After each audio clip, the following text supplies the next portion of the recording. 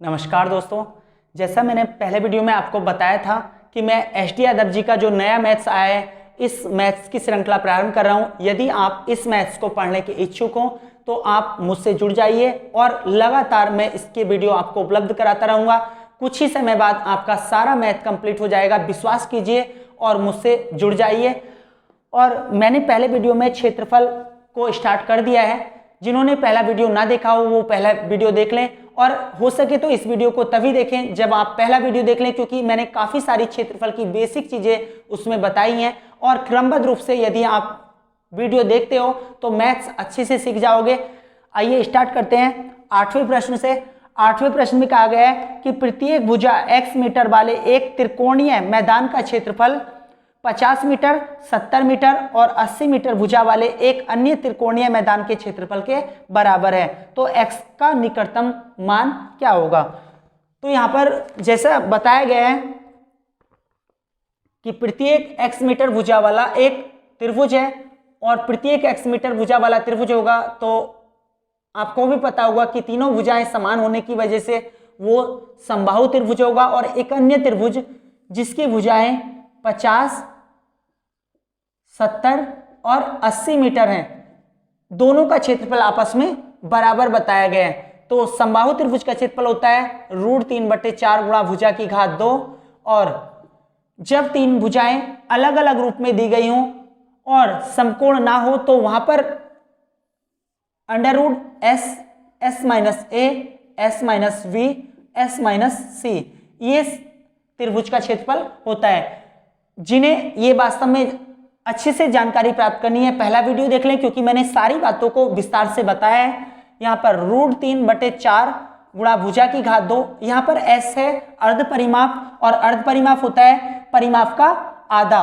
तो परिमाप किसी भी आकृति के सभी औरों की भुजाओं के योग को परिमाप कहते हैं और जबकि s अर्ध परिमाप है तो परिमाप का आधा। परिमाप को देखोगे 50, 70 और 80 तीनों भुजाओं का योग है 200 और 200 का आधा होगा 100, तो अर्ध परिमाप हो गई 100। अब 100 s का मान हो गया s माइनस a, 100 में से 50 जाएगा 50, 100 में से 70 जाएगा मतलब s माइनस b तो ये आएगा 30 और s माइनस c मतलब 100 माइनस 80 अर्थात 20।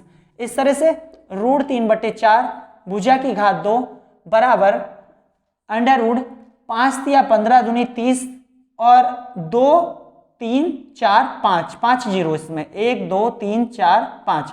इस तरह से ये हो जाएगा √3/4 गुणा भुजा की घात 2 और यहां से निकलेंगे 6 जीरो मतलब 1000 के रूप में। और क्योंकि जोड़े से ही निकलते हैं यहाँ पर तो 3 जीरो बाहर निकल जाएंगे, √3 3 से 3 कट जाएगा और a² बराबर हो गया यहाँ पर 4000।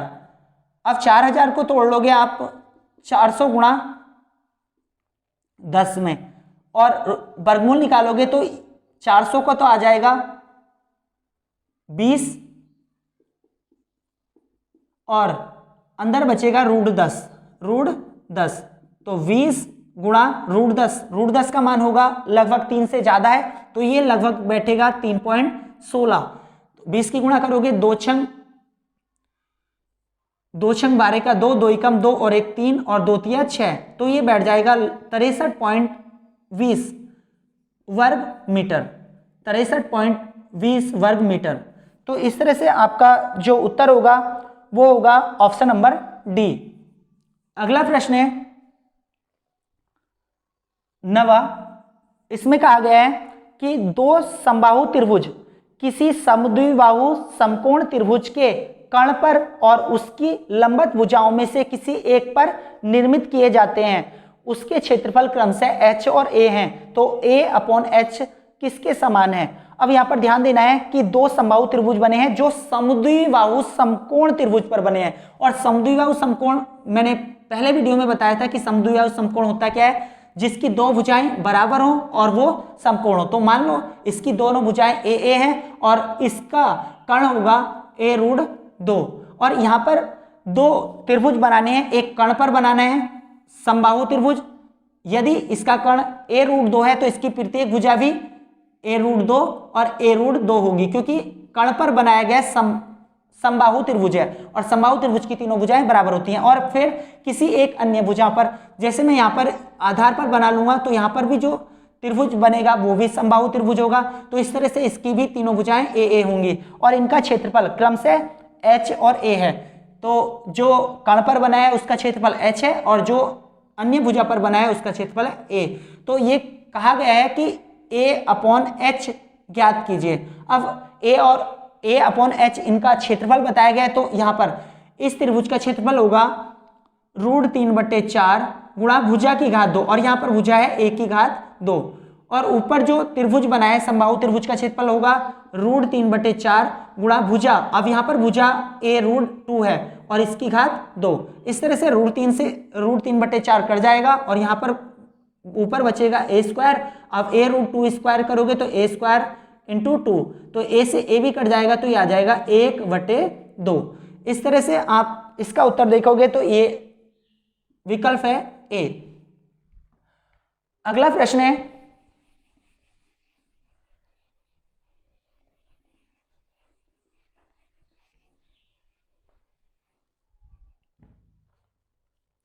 नवा प्रश्न। नवे प्रश्न में कहा गया है इकाई लंबाई की प्रत्येक बाह्य छड़ों का प्रयोग एक समकोण त्रिभुज बनाने के लिए किया जाता है, त्रिभुज का क्षेत्रफल क्या होगा। तो यहां पर बताया गया इकाई लंबाई की प्रत्येक बाह्य छड़ों का प्रयोग समकोण त्रिभुज बनाने के लिए किया गया है। तो आपको पता होगा ऐसा कौन सा समकोण त्रिभुज है जिसकी तीनों इकाइयों का योग बैठता है 12। तो 12 बैठता है। यदि हम भुजा 3, 4 और 5 मान लें तो ये समकोण भी होगा और तीनों इकाइयों का योग इसमें 12 भी होगा। तो देख सकते हो यहां पर हम लंबाई मान लेते हैं 3, चौड़ाई मान लेते हैं लंबाई 3 इकाई और चौड़ाई मान लेते हैं 4 इकाई, 4 इकाई और कर्ण मान लेते हैं 5 इकाई, 5 इकाई। इस तरह से ये समकोण भी बन जाएगा। लंबाई मानी 3 इकाई, चौड़ाई 4 इकाई और कर्ण हो गया 5। अब इसका क्षेत्रफल, और आपको बताया था कि पिछले वीडियो में त्रिभुज का क्षेत्रफल होता है 1/2 आधार गुणे लंब। अब इसका आधार होगा 4 और लंब होगा 3। तो इस तरह से 2 दूनी 4, अब ये आ जाएगा 6 वर्ग इकाई। इसका उत्तर होगा और इसका उत्तर है ऑप्शन नंबर डी। इस तरह से अगला प्रश्न है इसका 11वें प्रश्न में है एक समबाहु त्रिभुज की भुजा 4 सेंटीमीटर है, उसका क्षेत्रफल क्या होगा। समबाहु त्रिभुज की भुजा दी है a बराबर 4 सेंटीमीटर। अब इसका क्षेत्रफल ज्ञात करा है। समबाहु त्रिभुज के क्षेत्रफल का सूत्र बताया था मैंने √3/4 गुणा भुजा की घात 2। अब यहाँ पर √3/4 भुजा है 4, 2 बार लिखोगे क्योंकि वर्ग है तो 4 × 4 यह आ जाएगा, 4 से 4 कट जाएगा, 4√3 वर्ग सेंटीमीटर। अब इसका विकल्प होगा ऑप्शन नंबर डी। 12वां प्रश्न है। 12वें प्रश्न में कह रहा है कि 35 सेंटीमीटर, 84 सेंटीमीटर और 91 सेंटीमीटर भुजाओं वाले किसी त्रिभुज का क्षेत्रफल कितना होगा। तो यहाँ पर 3 भुजाएं दी गई हैं, एक 35 है और एक 84 है और तीसरी 91 है। और मैंने आपको ये बताया था यदि 3 भुजाएं अलग अलग दे रखी हों तो आप चेक कर सकते हो कि वो समकोण त्रिभुज है या नहीं है। तो उसके लिए मैंने आपको विभाजित करके ये कुछ बताया था कि आप विभाजित करके देख लीजिए। जैसे कि ये 7 से कट रहा है, 7 पंजे 35, 7 × 7 7 दूनी 14 और 7 × 7 7 21। और मैंने पिछले वीडियो में आपको बताया यदि 5, 12 और 13 कहीं भी मिलता है तो इस भुजा का त्रिभुज हमेशा समकोण होगा। इसलिए आप देखोगे तो ये जो 35, 84 और 91 दिया गया था ये समकोण त्रिभुज की भुजाएं हैं, जिसमें कर्ण 91 हमेशा बड़ा होगा और एक भुजा 35 होगी और एक भुजा 84 होगी। इस तरह से समकोण त्रिभुज का क्षेत्रफल 1/2 आधार गुणा लंब, आधार 35 है और लंब है इसका 84। ये कट जाएगा 2 से, तो 35 × 84 को 2 चौक 8 और 2 दूनी 4। अब इसकी गुणा कर लीजिए, 35 दूनी 70 का 0 हासिल लगा 7 और 35 चौका 140 और 140 7 147। इस तरह से 1470 इसका उत्तर होगा और 1470 इसका विकल्प नंबर होगा सी, 1470 वर्ग सेंटीमीटर। अगला प्रश्न देखेंगे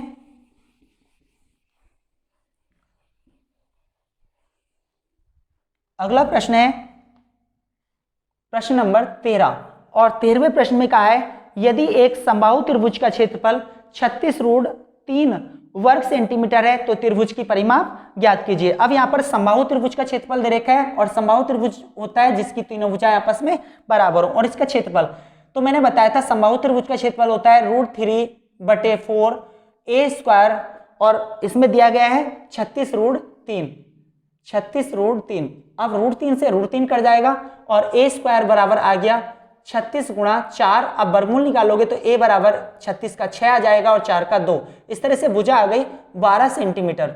अब 12 सेंटीमीटर भुजा आएगी। अब यहाँ पर प्रत्येक भुजा, क्योंकि समबाहु त्रिभुज होने की वजह से प्रत्येक भुजा 12 है तो परिमाप, अब इसकी परिमाप निकालेंगे। परिमाप होती है किसी भी आकृति के सभी ओरों की भुजाओं का योग, अर्थात 12 12 12। तो इसमें 12 + 12 + 12 अर्थात 36 इसका उत्तर होगा, 36 सेंटीमीटर। इस वीडियो को मैं यहीं पे समाप्त करता हूं क्योंकि अगला जो वीडियो होगा वो काफी बड़ा होने वाला है। आयत पर आधारित प्रश्नों को मैं इससे आगे सॉल्व कराऊंगा। पहले उसकी बेसिक जानकारी दूंगा, फिर उसको सॉल्व कराऊंगा। आप विश्वास करके मेरे वीडियो को देखते रहिए और इसका लाभ उतार